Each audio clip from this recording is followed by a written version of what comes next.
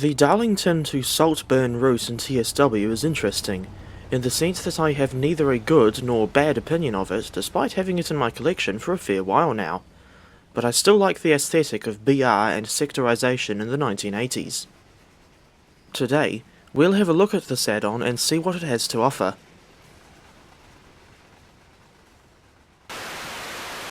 This add-on was originally released in May 2019, and the version compatible with TSW4 costs $43.59 NZD, when it used to only be $37.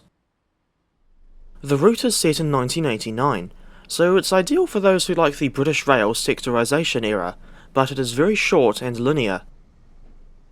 You only get the 27 miles of track from Darlington to Saltburn-by-the-Sea, and while there isn't much to do on the passenger scene, you do get the massive freight yards and industrial sites between Thornaby and Redcar Central. One good thing is that you have a decent mix of both passenger and freight services. Unlike the older Northern Transpennine, Manchester to Leeds route, the Tees Valley line is actually equipped with the Automatic Warning System, or AWS for short, but this is always deactivated by default, and you have to activate it yourself. Here's a demonstration of setting up the AWS in a Class 20.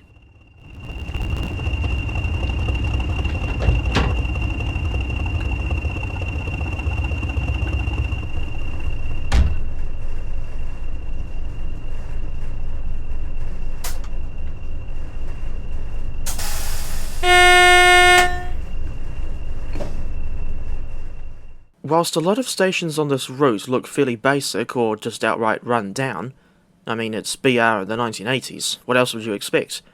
I still like seeing how this route looked back in the day, especially given that some of the stations shown in-game are now closed in real life. Two of those stations are Cargo Fleet and Grangetown, which closed in 1990 and 1991 respectively. There's also a pair of especially unusual stations on this route, namely Teesside Airport and Redcar British Steel.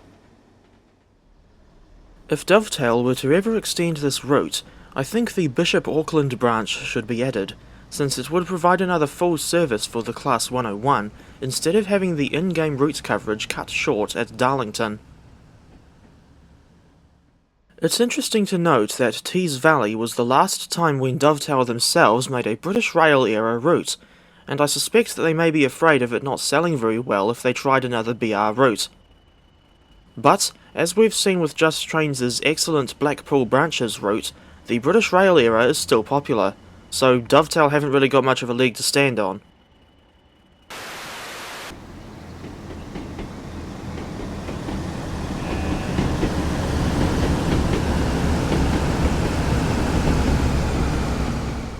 Teesside Airport Station opened in 1971 to serve the nearby Teesside International Airport. Well, I say nearby, but the problem is that the station is located 1 mile from the terminal, and the facilities here are incredibly basic for what I would expect from an airport station, especially when compared to Gatwick Airport. The poor location was a major factor in the station's low usage, especially since people had to walk to the airport due to the unsurprising lack of a shuttle bus. Apparently, there was a shuttle running when the station opened, but it was withdrawn many years ago. Around 1986, the station still had a decent hourly service in both directions. But throughout the entire 24-hour schedule here in TSW, there are only 9 Saltburn-bound and 8 Darlington-bound Class 101 services calling at this station. From the early 1990s onwards, the station had a bare minimum parliamentary service, where trains would only stop at the station once or twice a week, as a token gesture to avoid formal closure proceedings. In 2017, the footbridge and Middlesbrough-bound platform were taken out of use, meaning that only Darlington-bound services could now stop at this station. For the longest time, Teesside Airport was one of Britain's least used railway stations, but the service has been suspended since May 2022. Redcar British Steel, the 4th station east of Middlesbrough, opened in June 1978. It's another incredibly basic station, built for the workers at the nearby Teesside Steelworks, and situated on a deviation of the original line that was built to allow expansion of the steelworks. In 2015, the steelworks closed, and passenger numbers at Redcar British Steel plummeted to the point where, in the 2017-18 period, the Office of Rail and Road recorded only 40 entries and exits at the station. So, at the time, Redcar British Steel was the least used station in the whole of Great Britain. Jeff Marshall made a video about his visit to the station in March 2019, and noted the bizarre situation where he and his friend Rob couldn't leave the station after they got off the train. This is because the land surrounding the station was still private property, and they couldn't even access the nearby A1085 trunk road. Northern Trains, back when they were still officially branded as Arriva Rail North, suspended service to Redcar British Steel in December 2019, after running a limited service to the station of just 2 trains a day in each direction. Now the station just sits unused in a location that's inaccessible to the public. This route is ideal for those who like English electric locomotives, since all the locomotives in the base route, plus 2 more separately sold add-ons, use EE prime movers. The base route includes the Class 08 Gronk and a Class 37 Tractor, as well as the Class 101 diesel multiple unit. Unfortunately, none of the East Coast mainline services through Darlington are seen in-game, making this part of the route feel quite Spartan.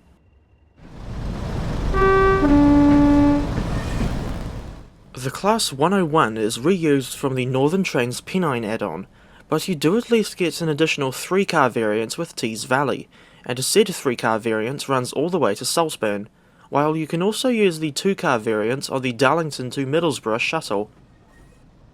This unit is quite difficult to drive as she is a diesel mechanical unit with manual transmission. You have 4 gear settings. First gear goes up to 15 miles per hour, second gear up to 27, third gear up to 40, and fourth gear up to the unit's top speed of 70 miles per hour. With this setup, you have to return the throttle to idle, change gear, and apply power again when you need to go faster. The Class 08 is an iconic shunting locomotive, of which a staggering 996 examples were built between 1952 and 1962. Due to their low top speed of only 15 miles per hour, they can't do much else besides shunting. This variant of the Class 08 is not just a rehash of the one from the BR Heavy Freight pack that Dovetail made for the Manchester to Leeds route. That was a more generic British Rail livery, while the Tees Valley engine has a slightly altered livery as seen on real Class 08s that were allocated to Thornaby Depot in the late 1980s. Despite the fact that we've now got a Class 142 Pacer in TSW, as part of Just Trains' Blackpool route, it doesn't layer onto the Tees Valley line in timetable mode. This is very annoying because A, the 142s were running on the TVL in 1989, and B, the in-game model has got TVL stations in the destination blind.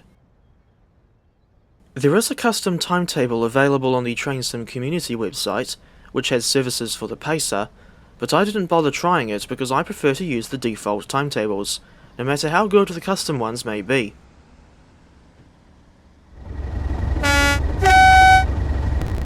Now I don't know about you, but I think that the modelling on the 37 and 101 doesn't look right. I say this because the 3-piece cab windscreen on the 101 is a little too large or too high up, and something just looks off about the shape of the 37's short hood, in the sense that the front end looks too tall. This particular variant of the Class 37 is the refurbished 37/5 in BR Rail Freight triple grey livery, complete with metals sector logos. Out of the 309 Class 37s that were built, only 54 were upgraded to 37/5 specifications. They were refurbished in a similar fashion to the 37/4 variant, albeit without electric train heating. Indeed, the 37 only appears on freight services in TSW. 21 37/5s originally had split head code ends, which were replaced with the high-intensity headlight and marker lights flush with the bodywork. The remaining 33 retained their 4-digit header-coder boxes, although these were plated over with marker lights. Confusingly, those engines were numbered from 37667 to 37699, despite being designated as 37-5 and not 37-6.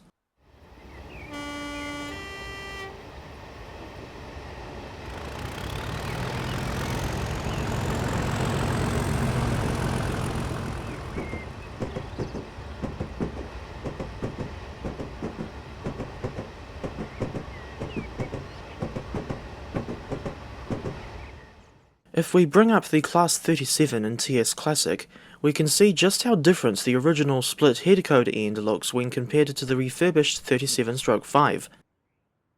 This particular example is D6776, built in 1962. In 1973, she was renumbered to 37076 and renumbered a second time to 37518 upon refurbishment in 1987. This locomotive is still in service today as part of the West Coast Railway Company fleet.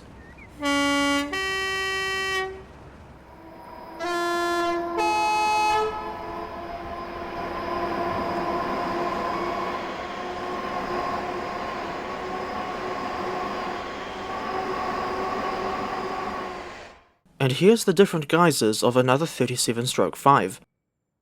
This one was built in 1963, and originally numbered as D6851, complete with a 4-digit header-code box this time. In 1974, she was renumbered as 37151, then renumbered a second time in 1988, becoming 37667 after her refurbishment. These days, 37667 is owned by Locomotive Services Limited, and is now painted in BR green with small yellow panels and her old pre-tops number again. That second iteration of the 37-5 is also available in TSW, but only in one livery, namely Rail Freight Grey, without the red stripe. And I haven't got it because it only comes with the West Cornwall local route, one that I refused to buy.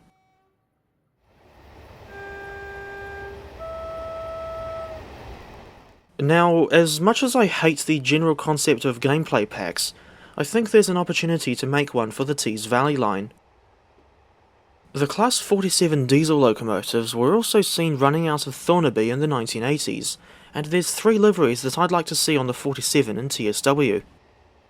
Rail Freight Grey, without the red stripe, as seen on 47362, Rail Freight Triple Grey with the distribution sector logo, as seen on, for example, 47209 Herbert Austin and 47361 Wilton Endeavour, and Rail Freight Grey, with the red stripe this time, as seen on 47301 and 47363 Billingham Enterprise. Based on the research I did, these liveries would all be suitable for the Thornaby and Middlesbrough area in 1989. As it stands now, I think the motive power selection on Tees Valley is very limited, and it only gives a surface level recreation of what it would have actually been like.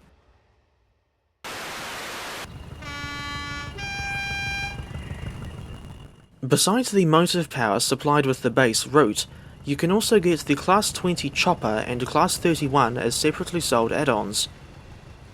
These are some of the nicer diesel locomotives we've got in TSW, in that they have good modelling and reasonably accurate sounds, but they can be absolute pigs to drive, and there's another issue that both packs have which I need to bring up. Disappointingly, the 20 and 31 only include one livery each, Rail Freight Red Stripe for the Class 20 and BR Blue for the 31, and you only get one variant of each class. Of the 228 Class 20s that were built, only the first 128 were fitted with header-code discs, and the TSW add-on does not include the variants equipped with a Domino header-code box, for numbers D8128 to D8199 and D8300 to D8327. Incidentally, I've got 2 Class 20 models, made by Bachmann Branchline, and they're in the same rail freight livery seen in TSW. In timetable mode, the 20s appear on the same coal and steel services as the Class 37.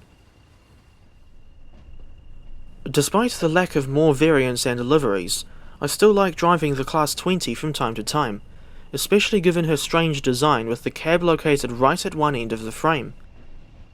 This means that, when she's running nose forward, the visibility is severely restricted. It was common practice to couple a pair of Class 20s nose to nose, which looks like back to back in my eyes, but apparently the cab was at the back, same as the short-lived Class 16. This way, the driver would have good visibility in both directions.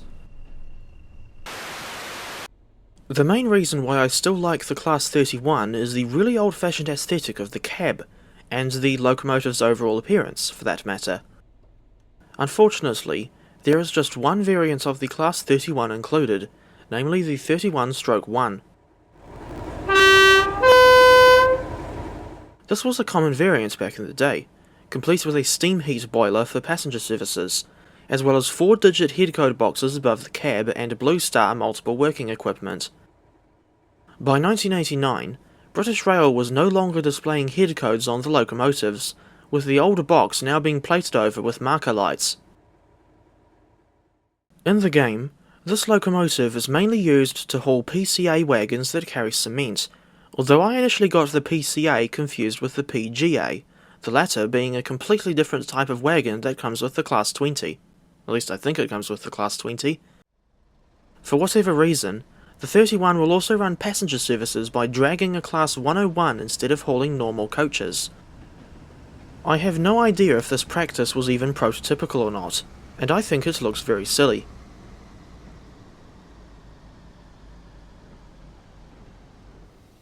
The 31's throttle is a bit strange, because it has conventional notches up to notch 4, but a smooth range between notches 4 and 5. This locomotive is equipped with both air and vacuum brakes, and although I found that the vacuum brakes were slightly quicker to respond and release, neither brake setting is all that fast, especially when you're hauling a fully loaded train. It doesn't help that, in the cement circle scenario, you are never told what brake setting you should be using with the PCA wagons, and I found the default air goods setting to be bloody useless. In the case of both air and vacuum, I found that I was losing an unreasonable amount of speed. When you're going at 50 miles per hour with double-headed 31s hauling 20 loaded PCAs, and you need to slow down for the 30 mile per hour speed limit just east of Dinsdale, you'll be lucky to still be going at 15 by the time these sluggish brakes finally release. Maybe I'm just bad at driving the Class 31, or the acceleration and braking really was as bad in real life as I saw in TSW. The poor acceleration and annoying brakes kind of ruined the driving experience on what is otherwise a good locomotive, although I swear I could hear a faint engine idling sound reused from the EMD GP38-2 when I stood next to a pair of 31s at Darlington. And if it's not just my ears going on the fritz, and DTG really did subtly reuse EMD sounds on a brush-built locomotive that's supposed to have an English electric prime mover, then that's nothing short of appalling disrespect for the source material.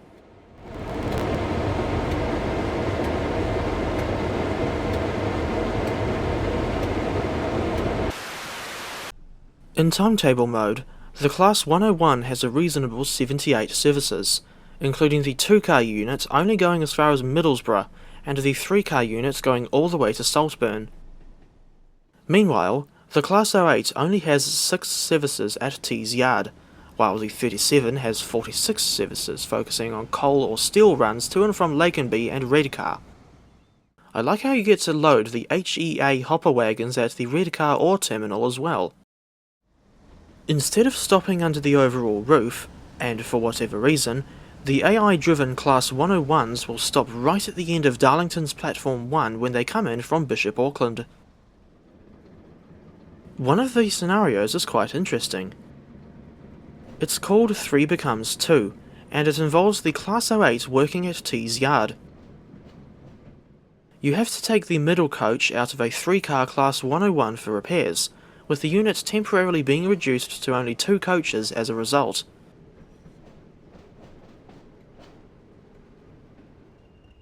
The Class 20 also has a shunting scenario herself, called a chopper and change. In this one, you're at Tees Yard again, and have to take some faulty PGA wagons off a train and shunt them away to be repaired. I think the Class 20 and Class 31 both suffer from the same problem as the Class 52.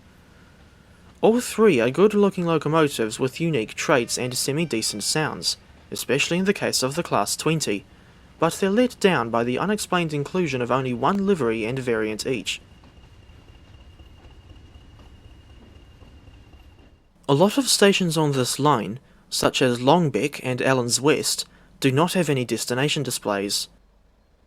However, the bigger stations like Redcar Central, Middlesbrough and Darlington do have destination displays in the form of these yellow CRT monitors. I assume these are accurate for the time period, and I like their old-fashioned or otherwise dated aesthetic.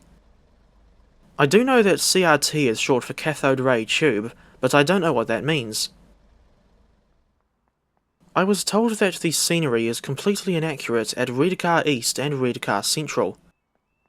I can't verify the accuracy of this claim because I'm not familiar with this area in real life, but I will say that some of the scenery around Redcar Central is pretty bare bones, especially this rendition of Birdsall Row, which is right next to the track at the eastern end of the station. And just look at this dip in the street surface on West Dyke Road. And this is right next to the track, mind. I didn't have to go all out of my way to look at some random street well off in the distance. It's also worth mentioning that this rendition of the station in TSW looks very different from the real thing in the present day, as a new eastbound platform has since been built to replace the original train shed. Actually, it's not just Redcar Central that has crude distance scenery, or even trackside scenery for that matter. Take this rendition of a residential street in Saltburn, for example. It's either Exeter Street or Bath Street, I can't remember which one. The lousy scenery is the most obvious indication of this route's age, and some people might try to claim that I'm making a big deal out of nothing here. But poor scenery right next to the track isn't something to brush aside as if it didn't matter, given how much it spoils the immersion. But, in my opinion, the weakest bit of scenery on the entire route is this huge barren area right next to Redcar British Steel. There's an issue with light leakage on the Class 101, in which you can still see the interior lights, somehow, shining through the roof at night. I have no idea why DTG still hasn't fixed it, given that they seem to have got it sorted on the Northern Transpennine version, although I suppose they think it's more important to churn out more half-baked add-ons over which the fanboys will paint their walls white again, and I am not explaining what that analogy means. Fortunately, people who play the PC version of TSW can download a patch from the TrainSim community website that fixes the issue, but this job should have been done by Dovetail themselves. Unfortunately, you can't install mods on the console versions of this game, all the more reason why Dovetail should have fixed the light leak by now. Even after taking a good look through it, I still think the Tees Valley Line add-on is neither good nor bad. While I'm not particularly happy with its short and linear nature, especially since the Darlington to Saltburn section is mostly on the level, there is enough motive power and service variation, on the freight side at least, to retain my interest. All that it's missing now is an extension to Bishop Auckland and some more locomotives.